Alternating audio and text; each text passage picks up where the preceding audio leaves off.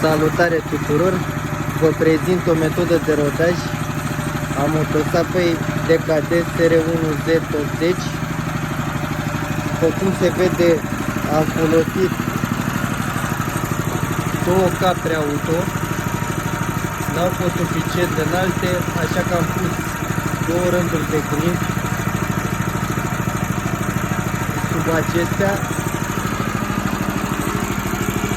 Internul din spate l-am pus cam la penultima gaură. După cum puteți vedea, este destul de echilibrată.